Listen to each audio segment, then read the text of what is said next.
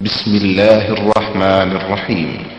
ومن أحسن قولا ممن دعا إلى الله وعمل صالحا وقال إنني من المسلمين.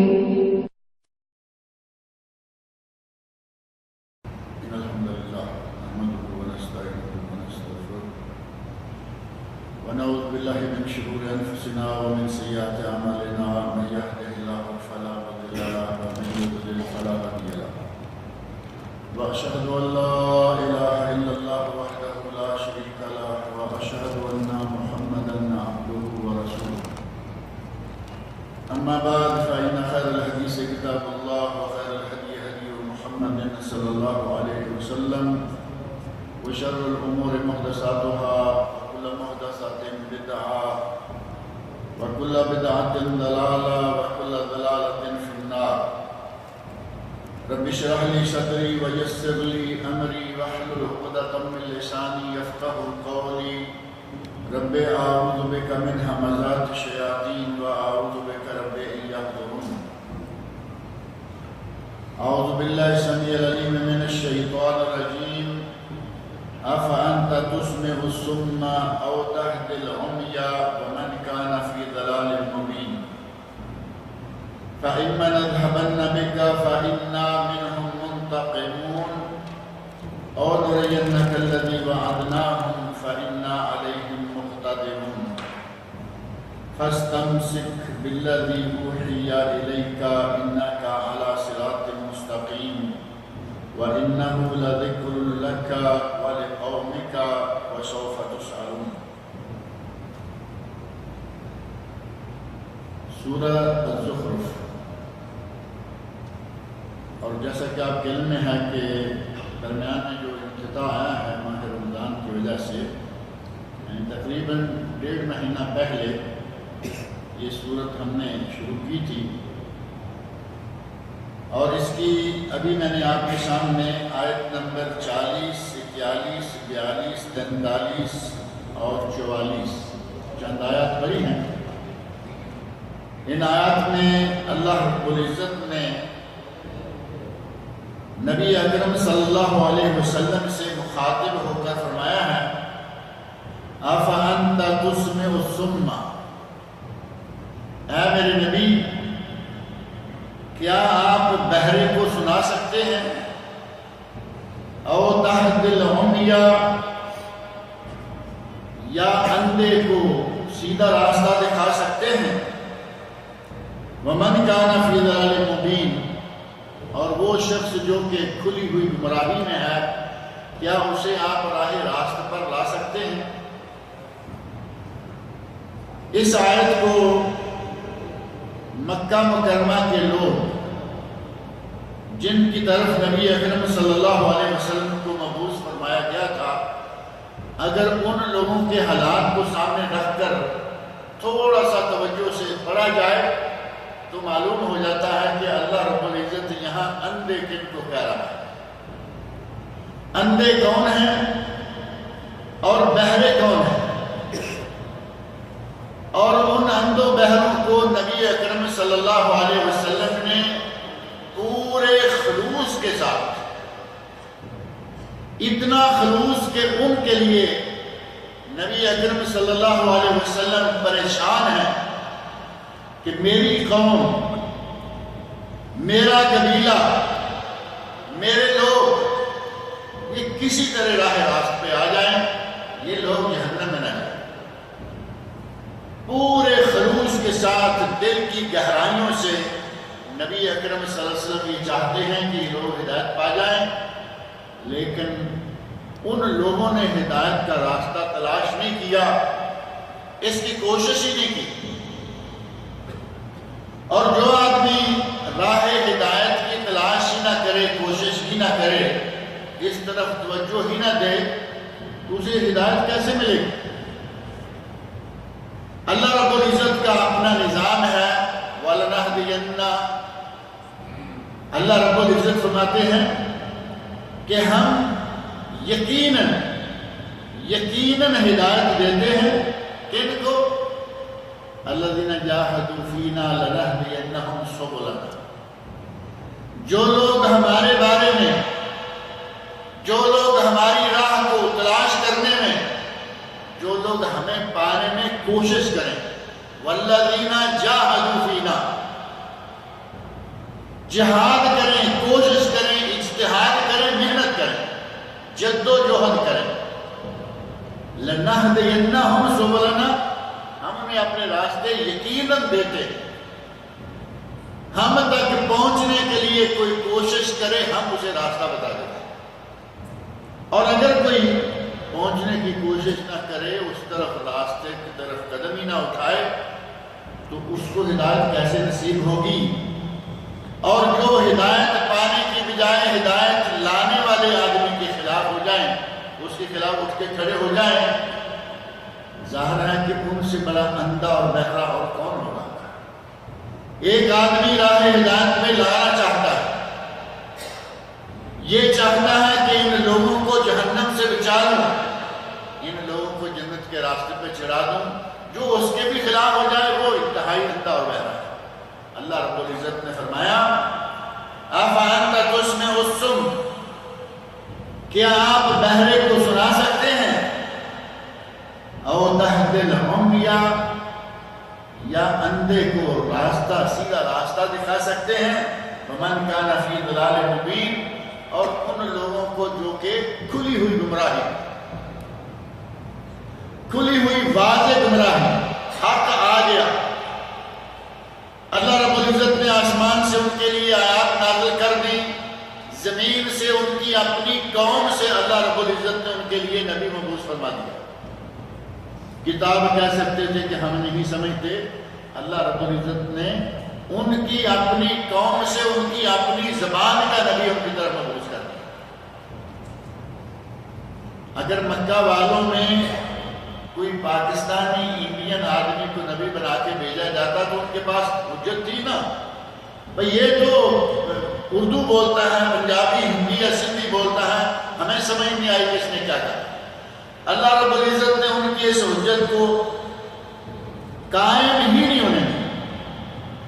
ان کی اپنی قوم عرب، ان کے اپنے خاص قبائل اور خاص شہر مکہ سے اپنا نبی مبعوث فرمایا، جو کہ ان کی اپنی قبیلہ قریش سے تعلق رکھتا ہے، تاکہ یہ کہہ نہ سکیں کہ ہمیں پتہ ہی نہیں چلا کہ یہ کیا کہتا رہا اور اس کا کیا کہنا تھا۔ اللہ رب العزت نے ان کا وہ راستہ ہی بند کر دیا اور فرمایا کہ آپ بہرے کو اور اندھے کو اور جو سیدھا کھلی ہوئی واضح گمراہی میں ہے اسے آپ ہدایت نہیں دے سکتے۔ اللہ کے نبی کو فرمایا کہ آپ اسے ہدایت نہیں دے سکتے۔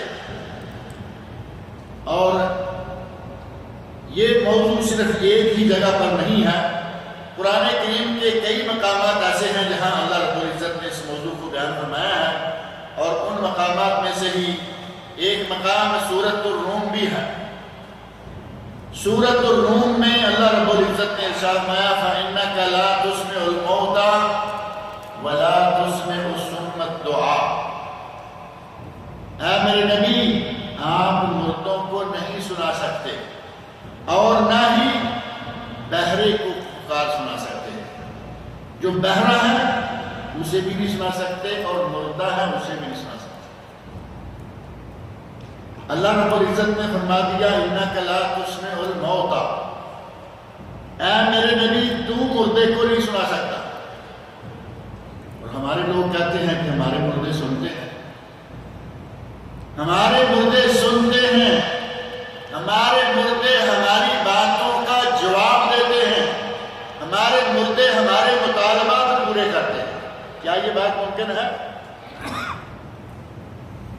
میں اور آپ کہاں؟ اس بات کی مولی کس تھالی کا بینگن نبی صلی اللہ علیہ وسلم جو پورے نوع انسانی کے سب سے اشرف اور افضل ترین انسان ہیں، تمام انبیاء کے سردار اور امام ہیں، اللہ ان سے مخاطب ہو کہہ رہا ہے اِنَّكَ لَا تُسْمِعُ الْمَوْتَى، اے میرے نبی آپ مردوں کو نہیں سنا سکتے۔ ہمارا بھائی کہتا ہے نہیں ہمارے مردے سنتے ہیں،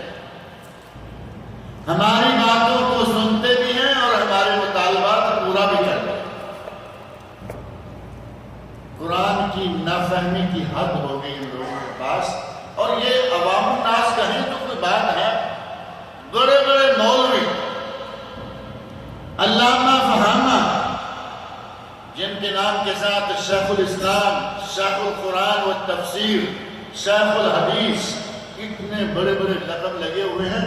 قرآن کریم کا ایک مقام نہیں، کئی مقامات پر یہ بات اللہ نے فرمائی، اِنَّكَ لَا تُسْمِعُ الْمَوْتَى، اے میرے نبی آپ مردوں کو نہیں سنا سکتے۔ اور ہمارا مولوی کہے جا رہا ہے نہیں، مردے سنتے ہیں، ہماری حاجتیں بھی پوری کرتے ہیں۔ وَلَا تُسْمِعُ الصُّمَّ الدُّعَاء، اور نہ ہی آپ بہرے کو جو کہ زندہ ہے اسے نہیں سنا سکتے، اور جو مر چکا قبر کے پیٹ میں جا چکا 4-5 فٹ زمین کے نیچے ہے اور اوپر مٹی کا ڈھیر ہے۔ اور ہماری تو عام یہ جن کے مردے سنتے ہیں ان کی قبریں بھی عام سی نہیں ہوتی کہ بھئی 3 فٹ نیچے ہے، اوپر کچی مٹی ہے، شاید کوئی آواز گھس جائے۔ پہلے 4-5 فٹ نیچے زمین میں، اوپر مٹی، اور اس کے اوپر سیمنٹ کے ساتھ ریت سیمنٹ لگا کے اتنا ٹائٹ کر دیا گیا ہوتا ہے کہ آواز کے اندر جانے کا کوئی چانس نہ رہے۔ پھر بھی کہتے ہیں کہ ہمارے مردے سنتے ہیں۔ ہمارے مزاروں کا یہی عالم ہے نا، نیچے قبر ہے، قبر کے اوپر پھر بلڈنگ میں تیار ہونا شروع ہو جاتی ہے، جس کے پاس جتنا پیسہ اس کے مردے کی اتنی بلڈنگ بڑی، اور اس بلڈنگ میں جہاں سیمنٹ سریا ہر چیز لگائی گئی ہے، اب وہاں جا کے مانگتے ہیں اور کہتے ہیں کہ وہ ہماری سنتے ہیں، ہماری مرادیں بھی پوری کرتے ہیں۔ کتنا عجیب ذہن ہے ہمارے لوگوں کا، جب کہ اللہ رب العزت نے ان کی اس بات کی تردید فرما دی کہ اب نہ صرف یہ کہ ہمیں خطاب کرتے ہوئے، بلکہ اپنے نبی صلی اللہ علیہ وسلم سے خطاب کرتے ہوئے فرمایا کہ میرے نبی آپ ان کو نہیں سنا سکتے۔ یہی بات سورۃ النمل میں جا کر اللہ رب العزت نے ارشاد فرمایا، اِنَّكَ لَا تُسْمِعُ الْمَوْتَى وَلَا تُسْمِعُ الصُّمَّ الدُّعَاء، بالکل ملتے جلتے الفاظ، ایسے جیسا کہ وہی بات ایک دوسرے مقام پر کسی دوسرے پیرائے میں اللہ رب العزت نے فرما دیا، بلکہ یہ دیکھیں الفاظ، اِنَّكَ لَا تُسْمِعُ الْمَوْتَى وَلَا تُسْمِعُ الصُّمَّ الدُّعَاء اِذَا وَلَّوْا مُدْبِرِينَ، اور یہ آیت ہے فَإِنَّكَ لَا تُسْمِعُ الْمَوْتَى، صرف شروع میں فا زیادہ ہے، مکمل آیت بالکل اسی طرح، فَإِنَّكَ لَا تُسْمِعُ الْمَوْتَى وَلَا تُسْمِعُ الصُّمَّ الدُّعَاء اِذَا وَلَّوْا مُدْبِرِينَ۔ فرمایا وَمَا أَنْتَ بِهَادِ الْعُمْيِ، سورہ روم میں اگلی آیت میں اللہ نے فرمایا وَمَا أَنْتَ بِهَادِ الْعُمْيِ عَنْ ضَلَالَتِهِمْ، اے میرے نبی یہ جو اندھے ہیں، آنکھوں کے اندھے بھی نہیں بلکہ اصلاً یہ عقل کے اندھے، ان عقل کے اندھوں کو آپ ہدایت نہیں دے سکتے، عقل کے اندھوں کو آپ ہدایت نہیں دے سکتے۔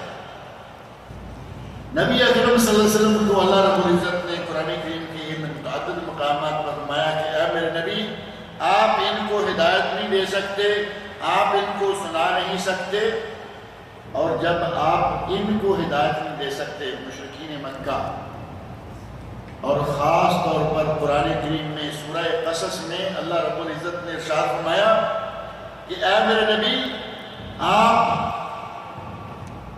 اِنَّكَ لَا تَهْدِي مَنْ أَحْبَبْتَ، اے میرے نبی جسے تو چاہے کہ اسے راہ راست پہ لگا دے، جسے تو چاہے کہ اسے ہدایت پہ لے آئے، اِنَّكَ لَا تَهْدِي مَنْ أَحْبَبْتَ وَلَكِنَّ اللَّهَ يَهْدِي مَن يَشَاءُ، ہدایت صرف اسے ملے گی جسے اللہ چاہے۔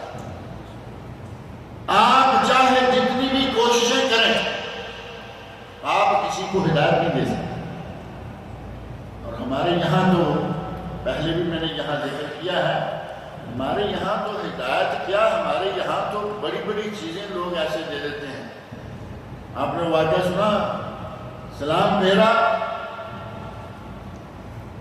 حضرت نے جماعت کرائی، سلام پھیرا، جتنے لوگ دائیں طرف تھے حافظ قرآن کو،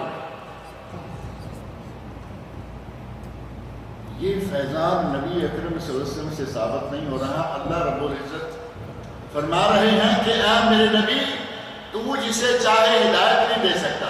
اور یہ پتہ کس کے بارے میں آیت نازل ہوئی ہے؟ صحیح بخاری اور صحیح مسلم میں واقعہ موجود ہے. نبی اکرم صلی اللہ علیہ وسلم کے چچا، اور یہ چچا بھی کون ہیں؟ جنہوں نے نبی صلی اللہ علیہ وسلم کی پرورش کی، نبی صلی اللہ علیہ وسلم کی مدد کی. اور میدان دعوت و ارشاد میں یہ آدمی دیوار بن کے مشرکین کے سامنے کھڑا رہا، خود مشرک رہا لیکن اپنے بھتیجے کو ذرا آنچ نہیں آنے دی. اتنا جہانسار، اتنا مخلص اپنے بھتیجے کا، لیکن مخلص تو رشتے کا ہے، رشتے کا مخلص ہے، منصب کا مخلص نہیں ہوا. منصب نبوت تھا وہ قبول نہیں کی، لیکن رشتے کا اتنا مخلص ہے. کہا کہ بھتیجے جب تک میری جان میں جان ہے مکہ والوں میں سے کوئی تجھ تک نہیں پہنچ سکتا، جاؤ جو کرنا ہے. معلوم ہوا کیا؟ لیکن وہاں نظر کام نہیں کیا، نظر نے کام نہیں کیا. ہمارے مولویوں کی نظر عجیب کام کر جاتی ہے. اسلام پھر وہ لوگ حافظ قرآن ہو گئے، کسی کو غور سے دیکھ لیا چور سے کتب ہو گیا. کتنی عجیب و غریب قسم کی کہانیاں معلوم. کہتے ہیں کہ نظر کرم اتنا صرف غور سے دیکھ لینا چور کو کتب بنا دیتا ہے. یہاں دیکھیں آپ، نبی اکرم صلی اللہ علیہ وسلم تمام انبیاء کے امام، پورے بنی نوع انسان کے سردار، اشرف الخلق، اس دنیا میں سب سے افضل انسان ہے. اور جس گھر میں پل رہے، جس گھر میں پلے بڑے، جوان ہوئے، جو آدمی اتنا تعاون کر رہا ہے، اتنا ساتھ ساتھ چل رہا ہے، جب معاملہ ہدایت کا آیا تو فرمایا انک لا تہدی من احببت. اور صحیح بخاری میں جو واقعہ ہے وہ موجود ہے، مذکور ہے کہ جب ابو طالب فوت ہونے لگے، ہمارے یہاں تو کہتے ہیں نا حضرت ابو طالب علیہ السلام، پاک و ہند میں نہ صرف شیعہ بلکہ بعض سنی مولوی حضرت ابو طالب علیہ السلام، وہ نبی اکرم صلی اللہ علیہ وسلم کے بہت معاون، آپ کے چچا، انتہائی معزز انسان، لیکن اسلام کی دولت سے محروم رہے. ان کو نہ صرف رضی اللہ عنہ صحابی ہو جائے کوئی تو اس کے لیے شرف ہے کہ اللہ نے کہا رضی اللہ عنہ ورضوا عنہ، آپ اسے رضی اللہ عنہ کہیں. لیکن جب کفر کو چھوڑ کر مسلمان ہو جائے تو رضی اللہ عنہ. ابو طالب کفر نہیں چھوڑ رہے، موت قریب ہے. مکہ والے سردار ابو جہل اور اس کی پارٹی، یہ پوری اپوزیشن پارٹی ایک طرف موجود ہے اور نبی اکرم صلی اللہ علیہ وسلم دوسری طرف موجود ہے. اور نبی صلی اللہ علیہ وسلم گھر میں، کیونکہ نبی صلی اللہ علیہ وسلم کا اپنا گھر ہے، اپنے چچا کا گھر ہے، آپ کو تو وہاں آنے سے کوئی روک نہیں سکتا. یہ سردار بھی آ گئے، آپ کہتے ہیں چچا کلمہ پڑھ لو، کلمہ پڑھ لو، ایک مرتبہ جاتے جاتے ہی پڑھ لو، کم از کم میں اللہ کے سامنے آپ کی سفارت کرنے کے لیے تو لائق ہو جاؤ. آپ کہتے ہیں کلمہ پڑھ لو، اور اپوزیشن والے کیا نعرہ لگا رہے ہیں کہ ہماری پارٹی چھوڑی تو دیکھو ایسا نہ ہو کہ جاتے جاتے کہیں بھتیجے کا دین اختیار کرے. اور نتیجہ کیا نکلا؟ بالآخر ابو طالب کی زبان سے جو کلمات نکلے وہ تھے علی ملت عبد المطلب، میں اپنے باپ دادا، میں اپنے باپ کے مذہب جو کہ قبیلے کے سردار ہیں، میں عبد المطلب کی ملت ان کے مذہب پر مر رہا. اسلام نصیب نہیں ہوا. اور ہمارا مولوی کہتا ہے ابو طالب علیہ السلام، میں کہتا ہوں کہ علیہ السلام تو بعد کی بات ہے، ان کے لیے تو رضی اللہ عنہ بھی نہیں بنتا۔ رضی اللہ تعالیٰ عنہ تب بنتا جب مسلمان ہوتے شہادی ہو جاتے، اور آپ نے ان کے ساتھ وہ لفظ لگا دیا جو کہ عموماً صرف انبیاء کے ساتھ ہوتا ہے، اور یہ پاک و ہند میں عام ہے۔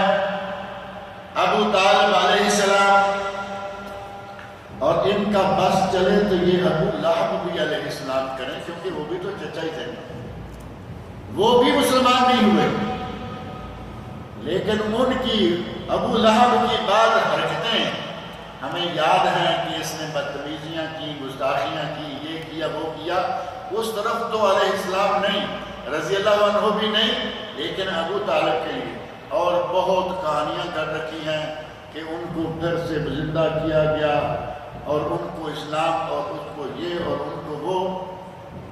اللہ رب العزت نے ابو طالب کے بارے میں بطور خاص اس موقع پر یہ آیت نازل کی اور فرمایا انک لا تہدی من احببت ولکن اللہ یہدی من یشاء، اے میرے نبی جسے تو ہدایت دینا چاہے اور میں نہ چاہوں اسے کوئی ہدایت دے نہیں سکتا، ولکن اللہ یہدی من یشاء، جسے اللہ چاہے ہدایت دے۔ نبی کے لیے یہ عام ہے، اور ہمارے مولویوں کی نظر اتنا کام کرتی ہے کہ یہ اور وہ کر دے۔ وہاں حضرت نوح علیہ السلام کا بیٹا ہے، نوح علیہ السلام اولو العزم من الرسل، 5 وہ خاص انبیاء جن کو اولو العزم من الرسل قرار دیا گیا، ان میں سے بیوی پہ نظر نے کام نہیں کیا، بیٹے پہ نظر نے کام نہیں کیا، اور ہماری نظر اتنی تیز ہے ہمارے مولویوں کی کہ جدھر منہ کریں ادھر اسلام اسلام، قرآن قرآن، اور ان کے سینے کھل جاتے ہیں، ان کی قسمتیں بدل جاتی ہیں۔ اللہ رب العزت نے واضح طور پر فرمایا کہ اے میرے نبی آپ جسے ہدایت دینا چاہیں یہ آپ کے بس کی بات نہیں ہے، ہدایت اسے ملے گی جسے ہم ہدایت دینا چاہیں۔ چنانچہ فرمایا أَفَأَنْتَ تُسْمِعُ الصُّمَّ، کیا آپ بہرے کو سنائیں گے، او تہدی العمی، یا اندھے کو راہ دکھائیں گے، وَمَنْ كَانَ فِي ضَلَالٍ مُبِينٍ، اور ان لوگوں کو، ایسے لوگوں کو ہدایت دیں گے جو کہ کھلی ہوئی گمراہی میں ہے۔ یہ بظاہر سوال ہے لیکن یہاں انکار ہے، استفہام انکاری، کہ اللہ نے اس بات کا انکار کیا کہ اے میرے نبی آپ یہ نہیں کرتے، جو کھلی ہوئی گمراہی میں ہیں، جو آنکھوں کے اور عقل کے اندھے ہیں، ان لوگوں کو تو ہدایت پہ نہیں لا سکتا۔ فَإِمَّا نَذْهَبَنَّ بِكَ، اے میرے نبی اگر ہم آپ کو لے جائیں، اگر ہم آپ کو لے بھی جائیں، یعنی مکہ مکرمہ سے آپ کو نکال کر مدینہ منورہ لے جائیں، یا آپ کو اس دنیا سے اٹھا لیں، فوت کر لیں، فَإِنَّا مِنْهُمْ مُنْتَقِمُونَ، ہم ان ظالموں سے، ان کافروں سے انتقام لیں گے۔ آپ یہاں رہیں یا نہ رہیں، مکہ میں رہیں یا مدینہ میں آپ کو لے جایا جائے، دنیا میں رہیں یا آپ کو اٹھا لیا جائے، ہم ان مشرکین سے انتقام لیں گے۔ مشرکین مکہ کے حالات کے بارے میں آپ کے علم ہے کہ وہ دل ہی دل میں کرتے رہتے تھے کہ یہ ہمیں کیا، یہ کیا مصیبت ہمارے گلے میں آ گئی ہے۔ ہم اچھے پہلے چل رہے تھے، اس نے آ کے نئے دین کا نعرہ لگا کے ہمارے اندر اختلافات اور یہ اور وہ پیدا کر دیے، بھائی سے الگ ہو گیا، بچے اپنی ماں باپ سے الگ ہو گئے۔ جو مسلمان ہوتا، ماں باپ نہیں ہوتے تو نہ صحیح، بھائی بہن نہیں ہوتے تو نہ صحیح، کسی کی اولاد نہیں ہوتی نہ اسی، جس کو اللہ توفیق دے دیتا وہ اسلام میں داخل ہو جاتا، رشتوں کی پرواہ نہیں کرتا۔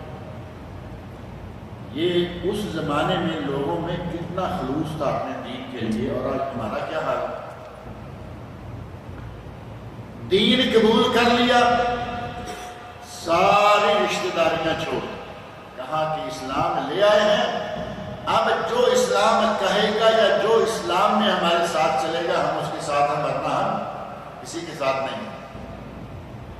آج ہم پیدا ہی دین میں ہوتے ہیں، پیدا ہی مسلمان ہوتے ہیں، لیکن دین کے لیے رشتہ داری کو چھوڑنے کے لیے تیار ہیں۔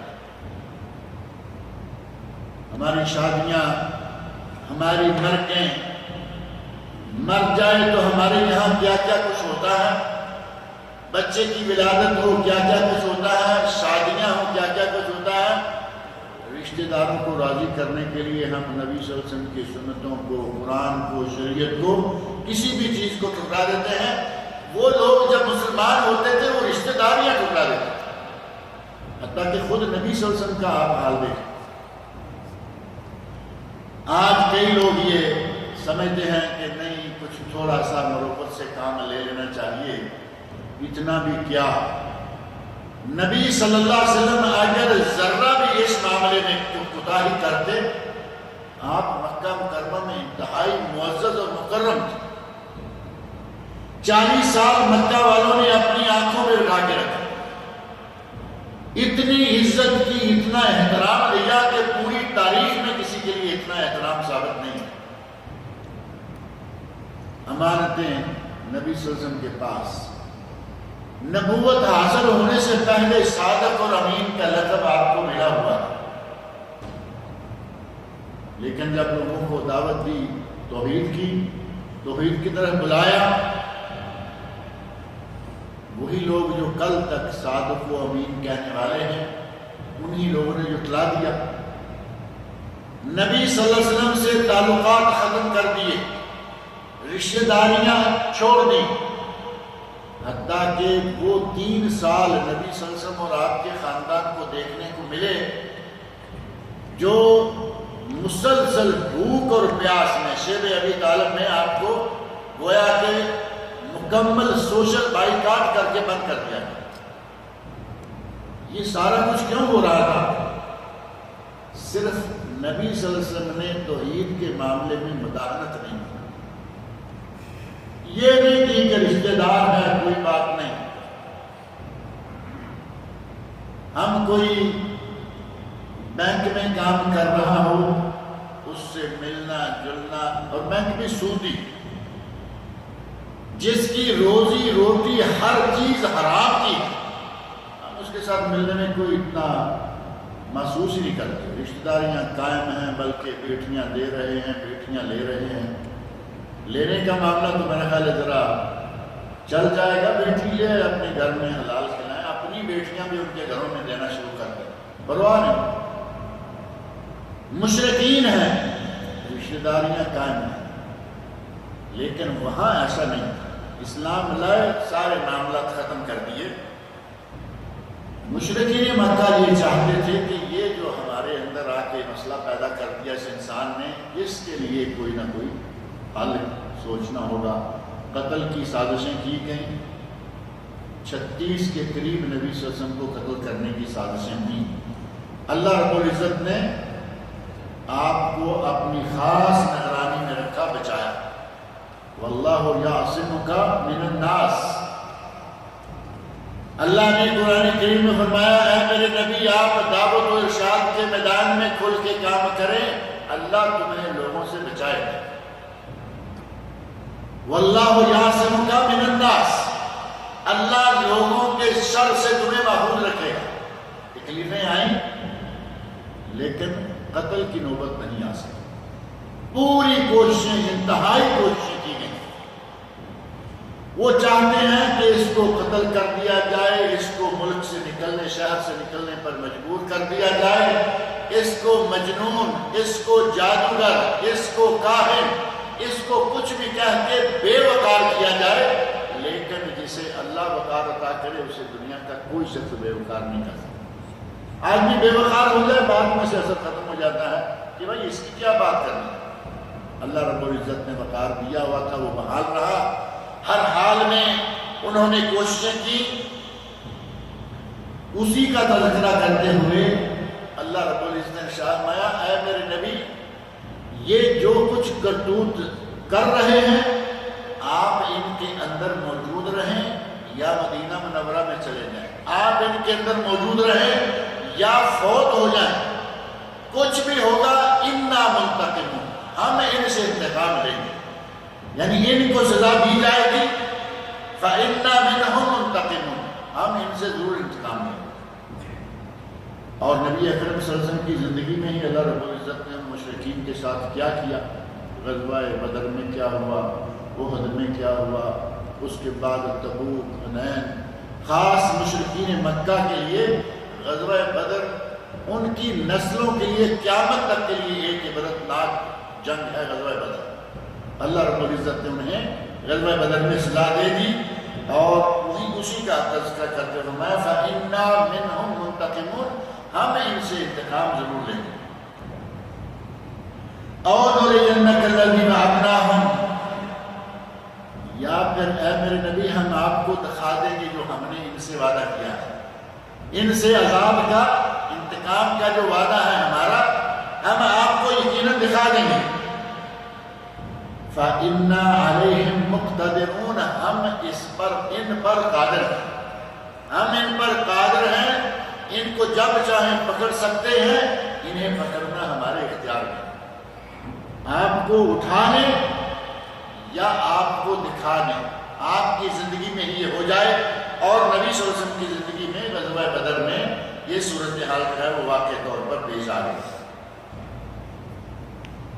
فَاسْتَمْسِكْ بِالَّذِي أُوحِيَ إِلَيْكَ، اے میرے نبی آپ پر جو وحی کی گئی ہے آپ اسے مضبوطی سے پکڑے رکھیں، إِنَّكَ عَلَى صِرَاطٍ مُسْتَقِيمٍ، آپ یقیناً صراط مستقیم پر ہیں۔ نبی اکرم صلی اللہ علیہ وسلم کو اللہ رب العزت نے ڈھار سمجھاتے ہوئے فرمایا آپ صراط مستقیم پر ہیں، اس بات پہ تو آپ 100% مطمئن ہو جائیں، اور جو وحی آپ پر کی گئی ہے، جو وحی نازل کی گئی ہے، اس وحی کے ساتھ آپ تمسک رکھیں، وحی پر کاربند رہیں، وحی کے ساتھ تعلق جو ہے وہ قائم رکھیں۔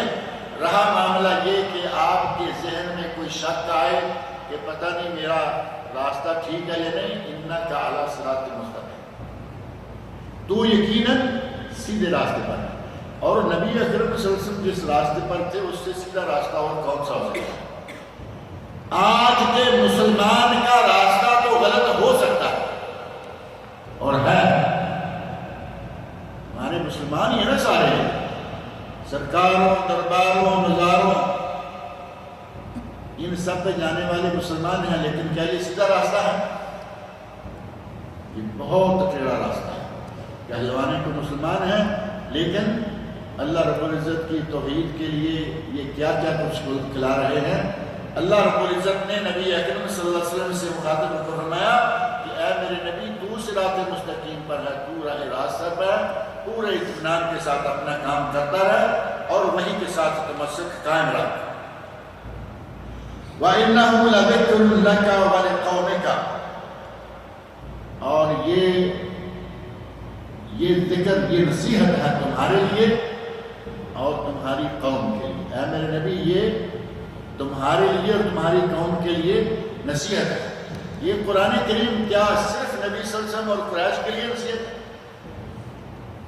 یہ قیامت تک کے ہر انسان کے لیے نصیحت ہے، لیکن چونکہ مکہ میں قریش کے قبیلے میں اور نبی اکرم صلی اللہ علیہ وسلم کے خاندان کے ایک فرد کو جب نبوت دی گئی، انہی پہ وحی نازل کی گئی، تو سب سے پہلے شرف کس کے لیے ہوا؟ نبی صلی اللہ علیہ وسلم کے لیے، اور قبیلے کے طور پر سب سے پہلے قریش کے لیے۔ فرمایا یہ نصیحت ہے آپ کے لیے اور آپ کے خاندان کے لیے، قوم کے لیے۔ وَسَوْفَ تُسْأَلُونَ، اور ان قریب آپ سے، تم سب سے اس کی بات پرس ہوگی۔ اللہ رب العزت نے کتنا مقام دیا قریش کو، ان میں نبی بھیج کر، اس سے بڑا مقام کس قوم کا، کس قبیلے کا ہوگا کہ جس کا ایک فرد نبی ہو۔ پورے انسانوں کا سب سے بڑا لیڈر دنیا میں کون ہے؟ نبی اکرم صلی اللہ علیہ وسلم۔ پچھلے دنوں وہ کتاب جو آئی تھی 100 بڑے لوگ، 100 موسٹ انفلوئنشل پرسنز تھا، کیا تھا؟ 100 مؤثر ترین شخصیات کافر نے کتاب لکھی، اور سب سے پہلے نمبر پر محمد صلی اللہ علیہ وسلم کا ذکر ہے۔ اس کا وہ حصہ جو ہے وہ اردو میں بھی چھپا ہوا ہے، اردو میں چھپ گیا، مختلف زبانوں میں ترجمہ ہو گیا، خاص طور پر جو نبی اکرم صلی اللہ علیہ وسلم سے تعلق رکھتا ہے۔ اس سے پوچھا گیا تو عیسائی ہے، کرسچن ہے، تو یہ تو عیسیٰ علیہ السلام کا نام لینا چاہیے تھا، تو انہیں پہلے محمد کا نام لیا صلی اللہ علیہ وسلم۔ تو اس نے کہا کہ میں ایک مورخ کی حیثیت سے، میں عیسائی مسلمان کی حیثیت سے نہیں، ایک مورخ کی حیثیت سے میں نے پوری تاریخ پر اپنے پورے انصاف کے ساتھ جب نگاہ دوڑائی تو مجھے محمد سے بڑا کوئی انسان نظر نہیں آیا۔ جس قوم کا فرد پوری انسانیت کا بڑا انسان ہو، اس قوم کے لیے شرف کیا کم ہے؟ نبی صلی اللہ علیہ وسلم تو شرف ہے، آپ کو نبوت ملی، آپ کا یہ شرف تو کسی بھی شرف سے اعلیٰ ہے، لیکن قوم کو بھی کتنا بڑا شرف مل گیا کہ اس قوم میں یہ نبی ہے۔ اللہ رب العزت نے فرمایا کہ یہ قرآن نصیحت ہے آپ کے لیے اور آپ کی قوم کے لیے، اور یہ شرف جو قوم کو دیا گیا ہے، اس شرف کا یہ پاس کریں گے نہیں، اس کے بارے میں سوال کیا جائے گا، اور پاس کیا قوم نے؟ چند لوگوں کے سوا کسی نے پاس نہیں۔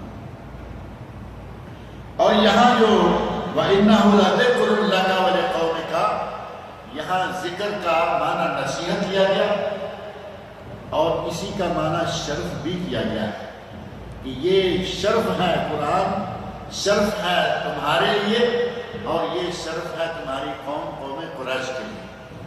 دونوں معنوں میں بات ایک ہی رہتی ہے کہ یہ قرآن شرف بھی ہے، یہ قرآن نصیحت بھی ہے، اور یہ قرآن صرف قریش کے لیے نصیحت نہیں، آغاز وہاں سے ہوا، پوری دنیا کے لیے نصیحت ہے۔ قرآن کے بالکل آغاز میں اللہ رب العزت نے ارشاد فرمایا الف لام میم ذالک الکتاب لا ریب فیہ ھدی للمتقین۔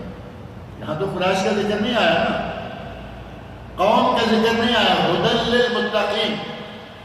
اور قرآن میں اللہ رب العزت نے جا بجا مختلف پیرایوں میں مختلف انداز سے کہا کہ یہ ہدایت ہے سب کی، جو ہدایت حاصل کرنا چاہے، جس کے دل میں ذرا بھی ہدایت پانے کی تمنا ہے، خواہش ہے، تھوڑی بھی کوشش کرے کہ راہ ہدایت تلاش کروں، اللہ اسے راہ ہدایت دیتا ہے۔ یہ صرف قریش کے لیے نہیں بلکہ تمام نوع انسانی کے لیے۔ قرآن کریم کو تو کتاب ہدایت کہا گیا ہے، یہ کتاب ہدایت ہے، یہ کتاب شفا ہے، یہ کتاب الہی بہت سارے فضائل، بہت ساری برکات کا مجموعہ ہے۔ وَسَلْ مَنْ أَرْسَلْنَا مِنْ قَبْلِكَ مِنْ رُسُلِنَا، اور پوچھئے ان سے، من ارسلنا من قبلک، جنہیں ہم نے آپ سے پہلے رسول بنا کر بھیجا، نبی بنا کر بھیجا، من رسولنا اجعلنا من دون الرحمن آلہۃ یعبدون، کیا ہم نے کسی نبی کو یہ کہا یا کسی نبی کے زمانے میں ایسا کیا کہ اللہ رحمان کے سوا کوئی اور بھی بت ہے جس کی عبادت کرو؟